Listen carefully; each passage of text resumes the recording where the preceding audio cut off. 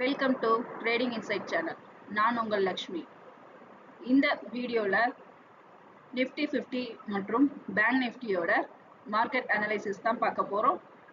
Resistant and support லெவலை use பண்ணி எப்படி சக்ஸஸ்ஃபுல்லாக ட்ரேட் பண்ணலாம் அப்படிங்கிறத தான் இந்த வீடியோவில் டீட்டெயிலாக பார்க்க போகிறோம். பிகினர் லெவல்லேருந்து ப்ரோ லெவல் வரைக்கும் இந்த சப்போர்ட் அண்ட் ரெசிஸ்டன்ட் லெவல் ரொம்ப யூஸ்ஃபுல்லாக இருக்குது. இதை எப்படி கால்குலேட் பண்ணலாம், சார்ட் பேட்டர்னை வச்சு ரெசிஸ்டன்ட் அண்ட் சப்போர்ட் லெவலை எப்படி நம்ம கால்குலேட் பண்ணலாம் அப்படிங்கிறது தான் இந்த வீடியோவில் டீட்டெயில்டாக பார்க்க போகிறோம். தொடர்ந்து வீடியோவை பாருங்கள், லைக் பண்ணுங்கள், ஷேர் பண்ணுங்கள், சப்ஸ்கிரைப் பண்ணுங்கள்.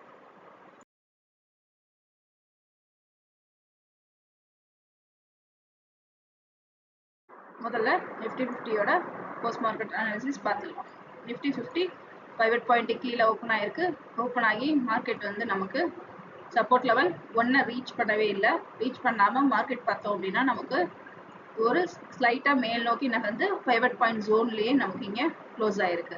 இந்த இடத்துல பார்த்தீங்கன்னா நமக்கு இந்த சார்ட் பேட்டர்னோட இங்கே மேட்ச் ஆகி நிஃப்டி க்ளோஸ் ஆகிருக்கு. அடுத்து ப்ரீ மார்க்கெட் அனாலிசிஸ் பார்த்துடலாம். மார்க்கெட்டோட சப்போர்ட் அண்ட் ரெசிஸ்டன்ட் லெவலை அனலைஸ் பண்ணிடலாம். இங்கே 500 பாயிண்ட் மேலே க்ளோஸ் ஆகிருக்கு. மார்க்கெட்டோட அடுத்த ஓப்பனிங் 500 பாயிண்ட்டுக்கு மேலேருந்து மேல் நோக்கி நகர்ந்துச்சுன்னா 24,666 வரைக்கும் போகிறதுக்கான வாய்ப்புகள் உண்டு. இதையும் தாண்டி மேல் நோக்கி நகரும் பொழுது 24,712 வரைக்கும் மார்க்கெட் போகிறதுக்கு அதிக வாய்ப்புகள் உண்டு. இப்போ இந்த ஜோனையும் தாண்டி நமக்கு மேல் நோக்கி நகர்ந்துச்சுன்னா 24,780 வரைக்கும் போகிறதுக்கான வாய்ப்புகள் அதிகம் உண்டு. இதுவே 500 பாயிண்ட் கீழே நகர்ந்துச்சுன்னா முதல்ல நமக்கு 24,552 வரைக்கும் போகிறதுக்கான வாய்ப்புகள் உண்டு. இந்த ஜோனை எக்ஸிட் பண்ணுச்சுன்னா 24,484 வரைக்கும் போகிறதுக்கான வாய்ப்புகள் அதிகம் உண்டு. இப்போ இந்த ஜோனையும் எக்ஸிட் பண்ணுச்சுன்னா 24,438 வரைக்கும் போகிறதுக்கான வாய்ப்புகள் அதிகம் உண்டு.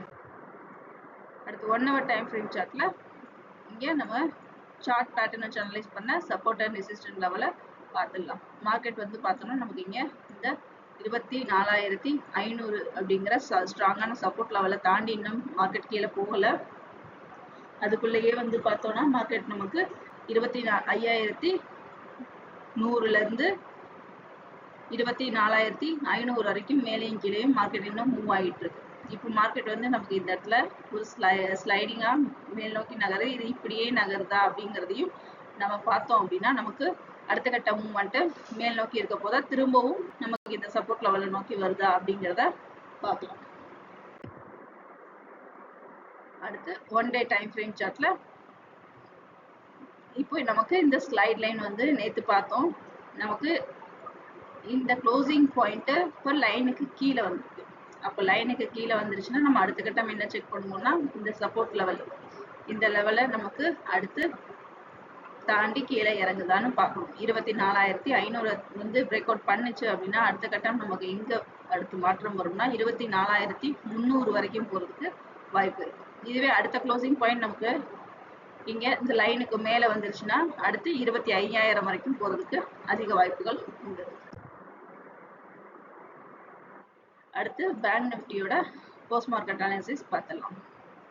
பேங்க் நிஃப்டி பார்த்தோம்னா நமக்கு இங்கே 500 பாயிண்ட்டுக்கு மேலே ஓப்பன் ஆகி மார்க்கெட் ஆனால் நமக்கு 500 பாயிண்ட்டுக்கு கீழ் நோக்கி நகர்ந்துச்சு. ஆனால் சப்போர்ட் லெவல் 1 ரீச் பண்ணலை. சேம் நிஃப்டி மாதிரியே நமக்கு பேங்க் நிஃப்டியும் 500 பாயிண்ட்டில் ஒரு லேஸாக ஒரு மேல் நோக்கி மூவ்மெண்ட் கொடுத்து 500 பாயிண்ட் ஜோன்லேயே மூவ் ஆகி க்ளோஸ் ஆகிருக்கு. அடுத்து 15 நிமிஷம் டைம் ஃப்ரேம் சார்ட்டில் நிஃப்டி பேங்க் நிஃப்டியோட ப்ரீ மார்க்கெட் அனாலிசிஸ் பார்த்துடலாம். இங்கே நமக்கு பேங்க் நிஃப்டியும் 500 பாயிண்ட்டுக்கு மேலே க்ளோஸ் ஆகிருக்கு.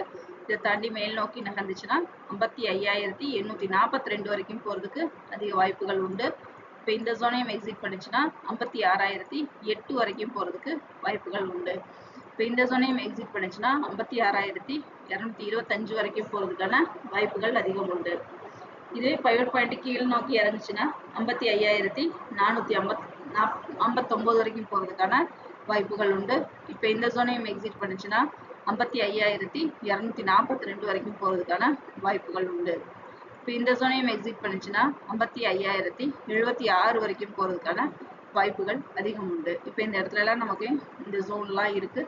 இது 55,000 நமக்கு பிரேக் அவுட் பண்ணும்போது திரும்பவும் இந்த இடத்துல ஒரு கரெக்ஷன் கொடுத்துச்சுன்னா மார்க்கெட் முதல் கட்டம் நமக்கு இந்த லெவலில் இந்த பேட்டர்னை தாண்டணும். இந்த பேட்டர்னை தாண்டிச்சுன்னா அடுத்த கட்டம் நமக்கு கீழ் நோக்கி இறங்குச்சுன்னா 3ஆவது சப்போர்ட் லெவல் வரைக்கும் வர்றதுக்கு அதிக வாய்ப்புகள் உண்டு. அடுத்து 1 hour டைம் ஃப்ரேம் சார்ட்ல அனலைஸ் பண்ணிடலாம். மார்க்கெட் வந்து பார்த்தோம்னா இங்க நமக்கு 56,000 கீழே நமக்கு இந்த இடத்துல 54,000 56,000 வரைக்கும் மார்க்கெட் வந்து பார்த்தோம்னா மேலேயும் கீழேயுமா நமக்கு இந்த இடத்துல மூவ் ஆகிட்டு இருக்கு. இந்த மூவ்மெண்ட் பார்த்தோம் அப்படின்னா நமக்கு பெரிய ட்ரையாங்கிள் அது இப்போ சின்னதா நமக்கு மாறி இருக்கு. இப்போ இதே மாதிரி சைட்வேஸ்ல நாளைக்கு நிஃப்டியோட எக்ஸ்பைரி வீக்லி எக்ஸ்பைரி இருக்கு. அதனால நாளைக்கு மார்க்கெட்ல ஒரு சின்ன ஏதாவது மாற்றம் வர்றதுக்கும் அதிக வாய்ப்புகள் உண்டு. இப்போ மார்க்கெட் வந்து நமக்கு இந்த லெவலை தாண்டிச்சு அப்படின்னா கண்டிப்பா அடுத்து 56,000 திரும்பவும் முடைக்கிறதுக்கு அதிக வாய்ப்புகள் உண்டு. அடுத்து 1 day டைம் ஃப்ரேம் சார்ட்ல நம்ம இந்த ஸ்லைட் லைனை வச்சு செக் பண்ணும்பொழுது பார்த்தோம்னா நம்மளோட க்ளோசிங் பாயிண்ட் லைனுக்கு மேலே தான் இருக்கு. ஸோ நமக்கு இன்னும் மார்க்கெட் வந்து மேல் நோக்கி நகர்றதுக்கு தான் அதிகப்படியான வாய்ப்புகள் உண்டு. இந்த வீடியோ உங்களுக்கு பிடிச்சிருந்துச்சுன்னா லைக் பண்ணுங்க, ஷேர் பண்ணுங்க, சப்ஸ்கிரைப் பண்ணுங்க, மறக்காம பெல் பட்டனை கிளிக் பண்ணுங்க. மீண்டும் அடுத்த வீடியோவில் சந்திப்போம். நன்றி, வணக்கம்.